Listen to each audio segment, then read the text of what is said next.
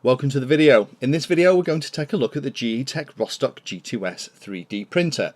Now we're already creating a series on 3D printing for remote control. I'll put a link in the description where we can talk about that, but we are going to look at the actual printer in this video and talk about specifically how I found this printer to both set up, build, calibrate, use, and also talk a couple of top tips when you're looking at getting or using this thing. First thing we need to do is probably just quickly cover what my 3D printing history is. I've been printing for about a year and a half. Originally started on basic machines like the printer bots, and they were fantastic, but I was very surprised at the actual space they took up on the desk, because not only do the print head rise and fall, but the actual bed itself moves from side to side. So although the unit is relatively compact and small itself, the printer bot actually needs quite a bit of space around it for the bed to kind of move each side. And one of the things that I was looking for with this new printer was I only had a very small amount of desk space that I could set it up in, because what I was looking for a printer that I could set up and just leave in place and just pop the SD card in the side and get prints to run while I was doing other things. So I've actually gone for a Rostock style printer, which is this kind where we actually have three pillars in the side like a big inverted tripod, and at the bottom of that inverted tripod is actually the hot end that actually squirts the plastic out. I do have to say a very big thank you to Banggood.com for supplying the printer that we're actually looking at here today. I'll put links in the description for both the plastic and the metal version, and those guys also have lots of other different style printers as well, because sometimes the Rostock style isn't the best option, and we've done a video in the 3D printing for remote control series where we actually talk about the considerations when choosing a 3D printer. And this is a printer, let me say right at the top, that I wouldn't recommend for a first time build or for somebody that's never used a 3D printer before.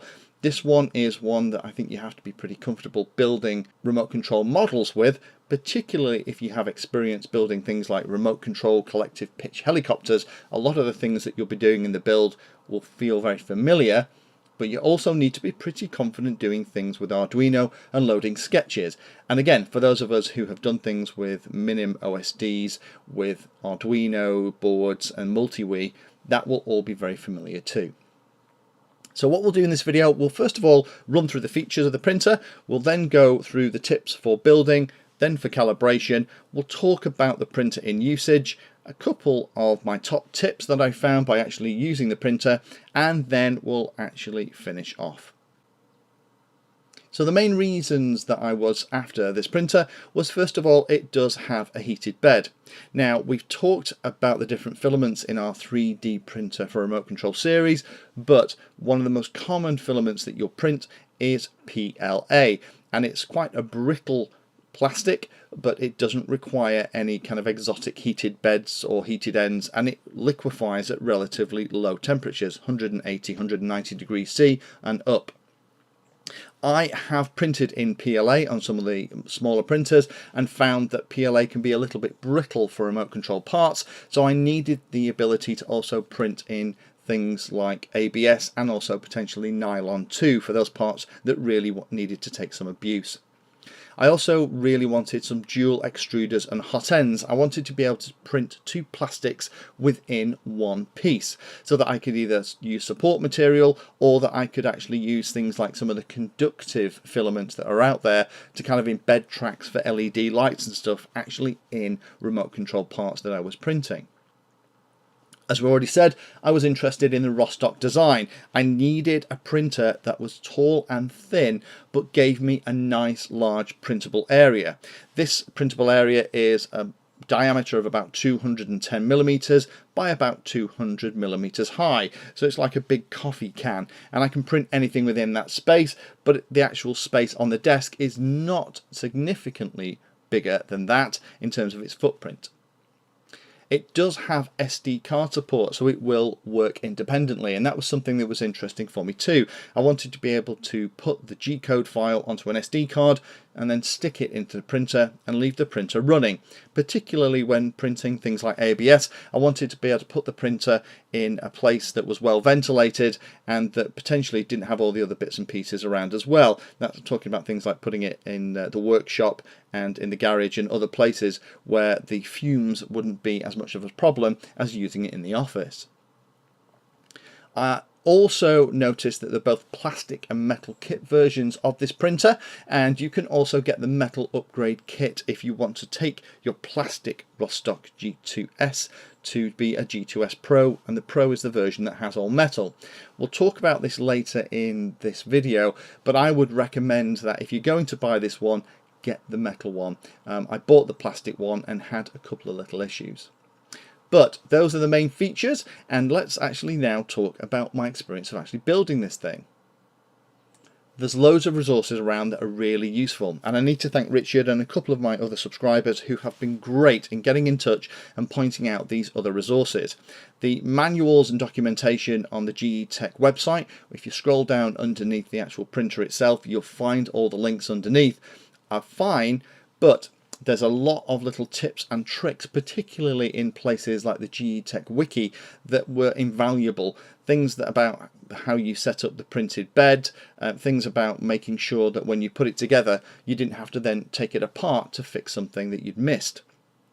I'm going to put a link to all of these resources in the description, so if you want to have a look at these wikis and look at all these different bits and pieces, then it's all there for you.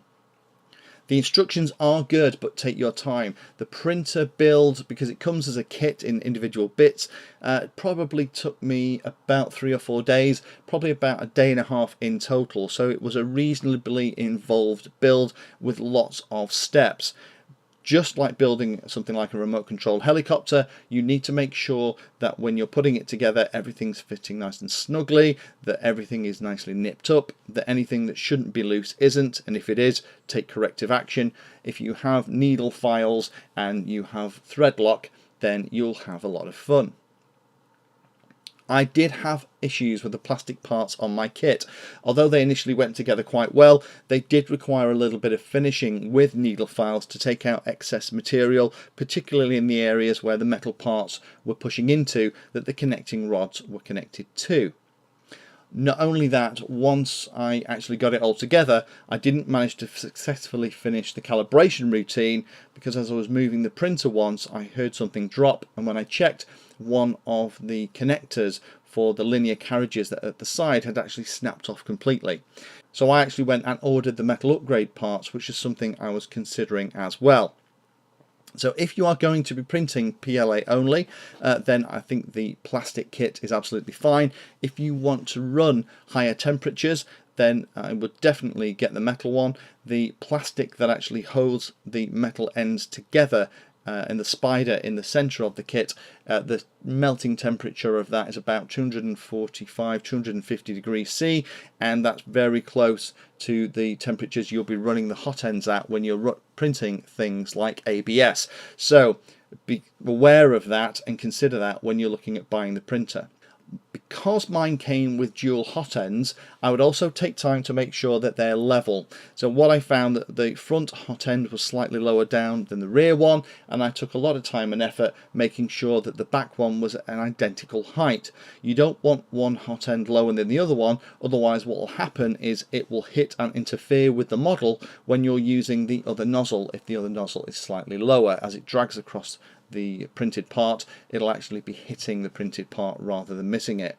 So do take your time with that. Both the plastic kit that I got and the metal kit, those weren't completely lined up, and it took me a little bit of time with a monkey wrench to kind of nip that up so it was perfect.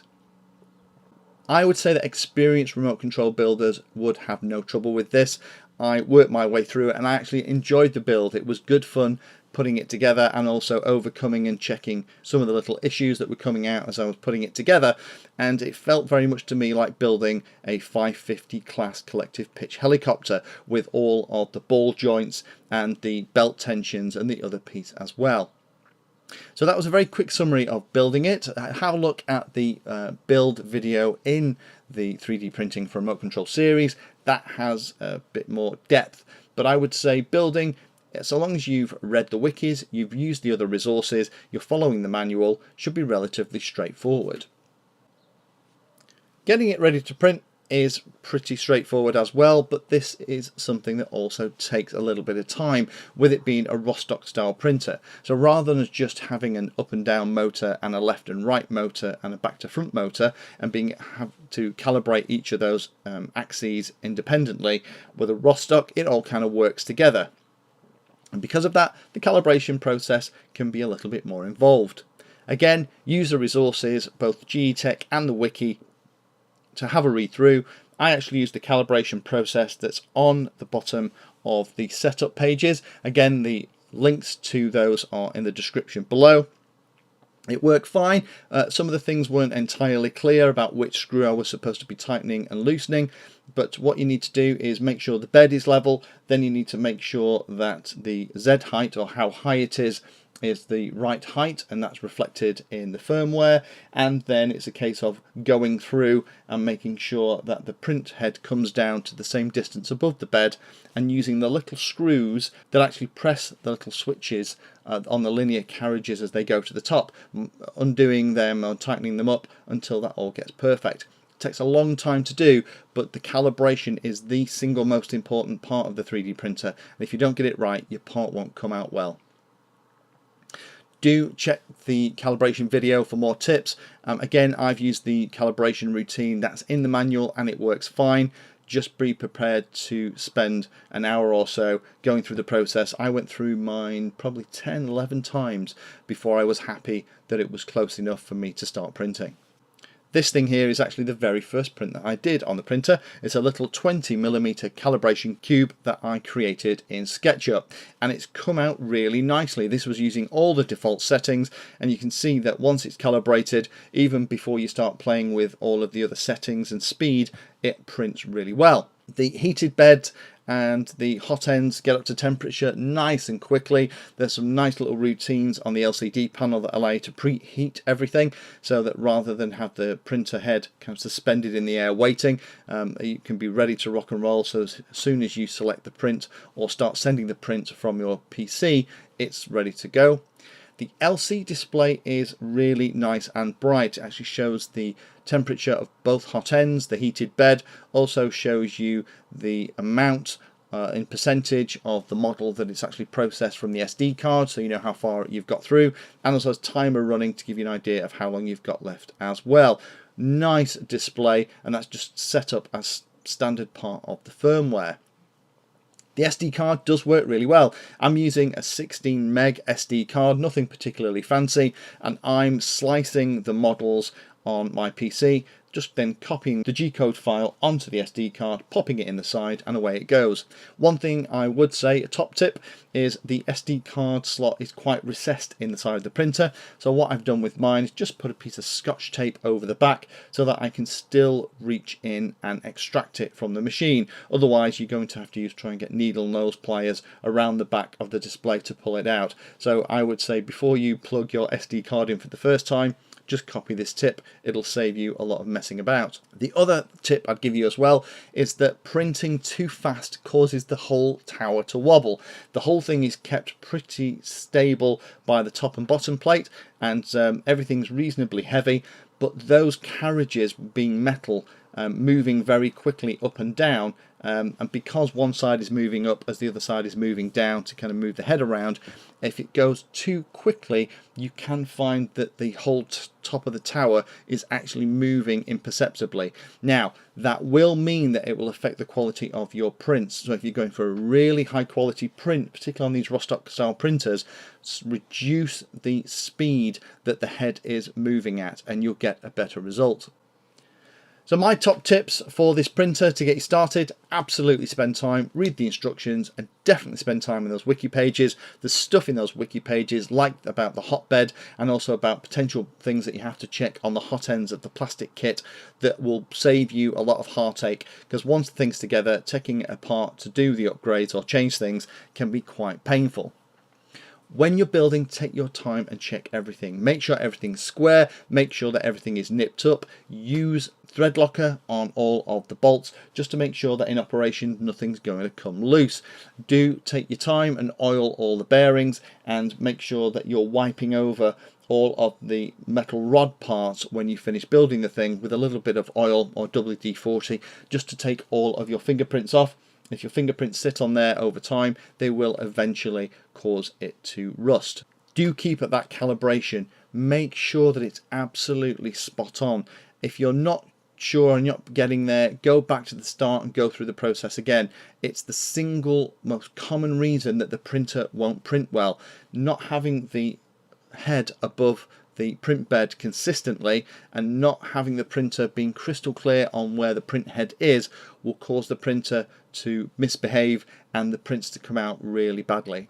Last top tip to get you started is the way that the manual talks about it is you add some additional G code, which is the code that actually moves the printer around, to the slicer that you're using. And the way it's talked about in the manual is you add it to the very beginning to do an auto calibration, and I found that that actually isn't necessary. Once the calibration is set up and the printer is stable, then you can actually skip that step and it prints really nicely.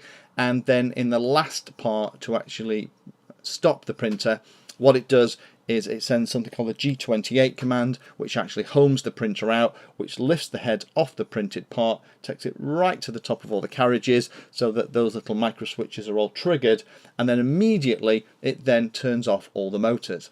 What happens with all of this metal that's on the printer, the hot ends and carriages won't stay in place when you take the power off. They'll actually fall straight down. So you either have to be sat by the printer, so when it turns the stepper motors off and the carriage starts to fall towards your recently finished 3D print, you catch it.